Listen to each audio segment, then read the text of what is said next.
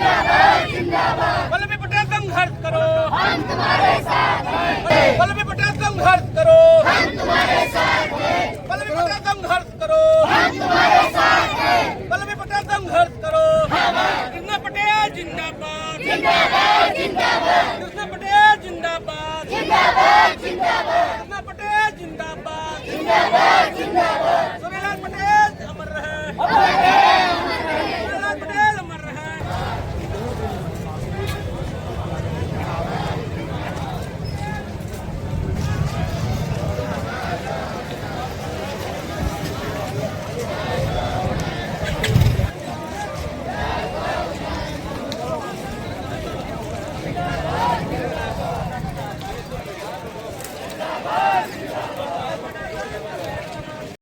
दूसरा होता है कृषक दुर्घटना बीमा योजना का, वो भी अलग हो गया। अब एक बचता है रेड क्रॉस सोसाइटी का, उसमें मैंने उनसे बात की है तो उन्होंने कहा था ठीक है वो सारी मतलब परिवार की।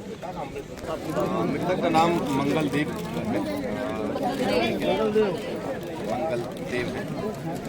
मंगलदेव वर्मा, मंगलदेव।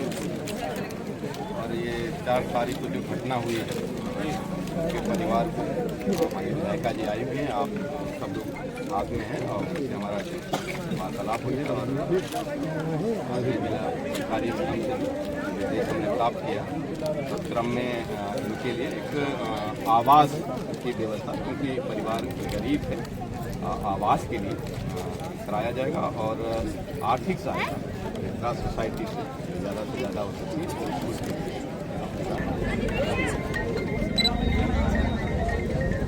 भाई ये बात मत कहिए कि हमने धरना दिया था, प्रशासन ने मजबूर किया था कि जनता सड़क पे निकल के आए। क्या मामला था? इसलिए आई थी कि इटिया थोक थाना क्षेत्र में जो 15 साल के बच्चे मंगलदेव को दिन दहाड़ी गोली उसके सापेक्ष और जो प्रशासन की कार्रवाई पीड़ित परिवार के लिए रही वो बहुत ही निराशाजनक थी। यहाँ 24 घंटे का एक नोटिस देने के बाद, सूचना देने के बाद हम पीड़ित परिवार से मिलने आए थे और सिर्फ इतना चाहते थे कि प्रशासन ने क्या कार्यवाही करी है, जो भी उनके अधिकार क्षेत्र में है उससे हमको बताया जाए, अवगत कराया जाए। लेकिन यहाँ पर सक्षम अधिकारी उपस्थित नहीं थे। उनको कॉल किया गया, लगभग 2 घंटा हमने इंतजार किया और जब उसके बाद भी हमें जो जवाब मिलना चाहिए था पीड़ित परिवार के सपोर्ट के लिए, समर्थन के लिए, वो नहीं मिला। तो समस्त जो गाँव के लोग थे वो हम लोग सड़क पे आके बैठ गए और जब सड़क पे आके बैठ गए तो जहां आने पर एक पुलिसकर्मी नहीं था, वहां पर लगभग 100 से 150 पुलिसकर्मी आ गए और सारे प्रशासन के लोग भी यहां पर आ गए।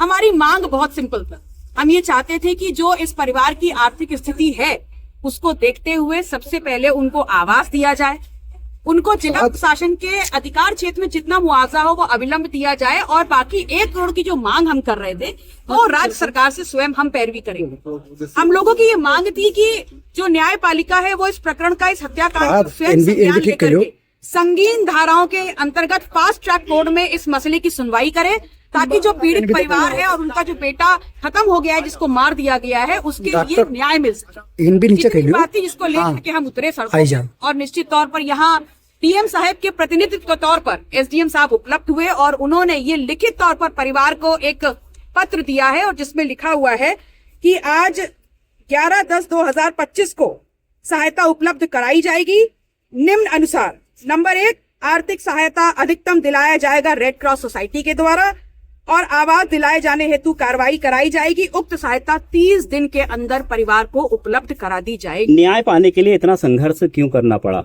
अब ये सरकार से सवाल पूछिए कि सरकार जिनके दम पर, जिनका वोट लेकर के सरकार बन रही है, अगर उनको अपने हक और अधिकारों के लिए, खाने पीने के लिए, घर के लिए, न्याय के लिए अगर सड़कों पर उतरना पड़ेगा तो जब सड़क पे उतरेंगे तो सदन तक का रास्ता भी उनको पता है, सत्ता से हटाने का रास्ता भी उनको पता है। कितनी देर आपको धरने में बैठना पड़ा? ये महत्वपूर्ण नहीं हो कितनी देर बैठे, लेकिन क्योंकि आपने समय सीमा पूछी तो लगभग 3 घंटे तक हम बैठे।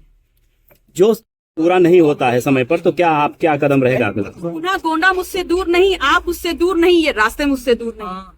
फिर आप धरने बैठ? बिल्कुल बैठ जाएंगे। इस मुद्दे को क्या आप उठाएंगे विधानसभा में जल्दी कार्रवाई के लिए? ये न्याय के लिए जुड़ा हुआ है।